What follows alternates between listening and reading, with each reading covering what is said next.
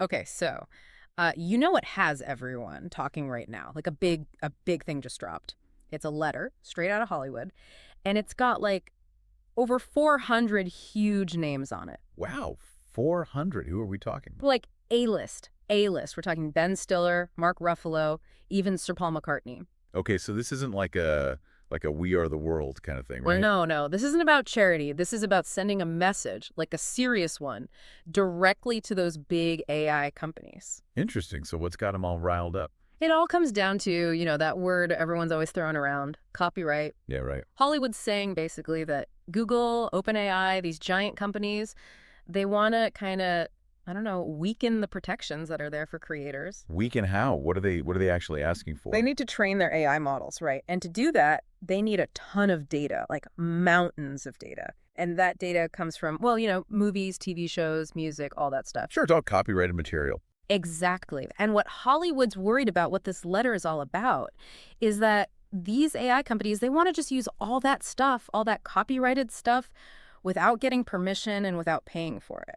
So basically, free access to the entire creative output of Hollywood. Yeah. I can see why they're a little upset. This isn't just about some actor salaries, No, right? no, no. This is way bigger. We're talking about like a fundamental pillar of how our economy works, how we even produce culture, right? Yeah. I mean, think about it. If you weaken copyright, what happens? It's not just Hollywood that gets hurt. It's everyone. It's the whole ecosystem. And what's the other side saying?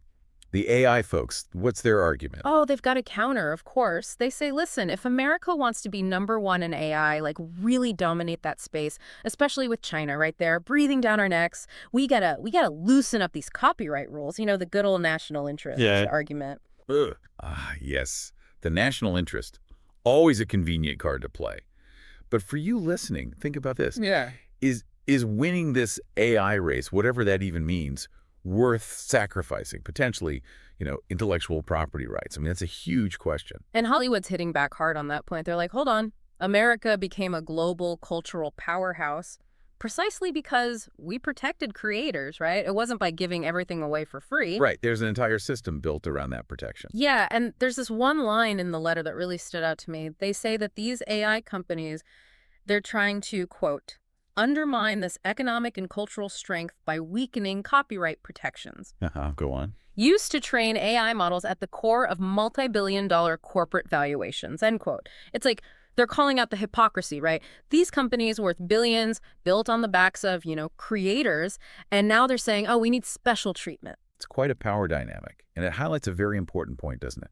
On one side, you have these creative industries, people whose livelihoods, their entire careers, are built on the idea of copyright. Now, on the other side, these tech giants with, let's be honest, almost unlimited resources. Yeah. And then you look at the numbers, right? The entertainment industry, it supports over 2 million jobs, puts hundreds of billions of dollars in wages into the U.S. economy every year. Then you got Google, worth trillions, OpenAI, hundreds of billions. It's a bit David versus Goliath, isn't it? It really is. It's like Goliath is asking David to hand over his slingshot. And what's particularly interesting, I think, is how this letter expands the conversation. It's not just about, Hollywood protecting its own interests. They're saying, look, if this happens to us, it'll happen to other industries too. Oh, yeah.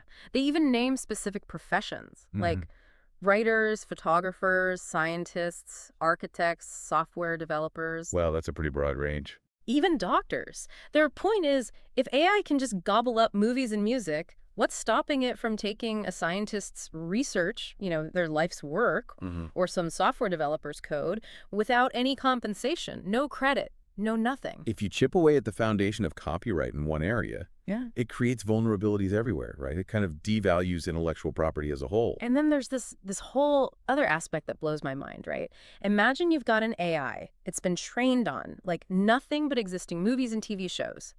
What kind of new stuff can it actually come up with? I'm just picturing endless sequels, Yeah. reboots. Do we really need Fast and Furious 38 generated by an algorithm? That's funny, but it makes a serious point. If AI is only feeding off the past, where's the originality? Where's the innovation? It's like a recipe for creative stagnation. Which brings us back to those tech companies, right? They're saying, we need this free access, it's essential. But to me, I'm like, really? You're some of the richest companies on the planet, and you're asking for a handout.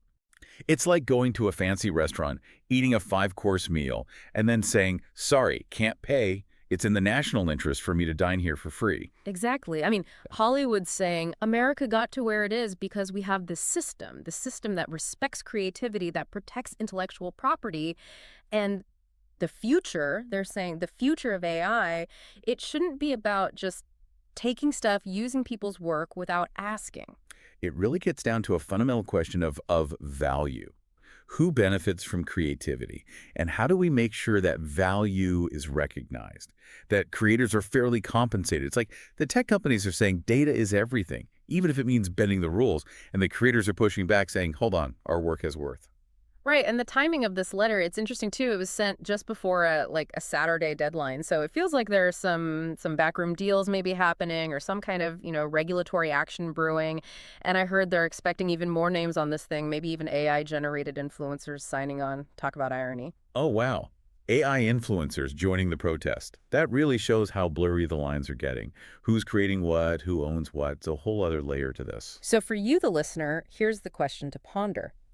Should these massive AI companies get to use all this copyrighted stuff for free to train their incredibly powerful models?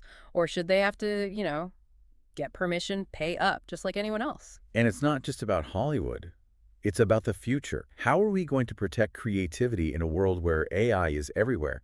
The decisions we make now, they have huge consequences. Yeah, it's a clash of titans, right? The potential of AI, this incredible technology butting up against, basic rights, people's livelihoods.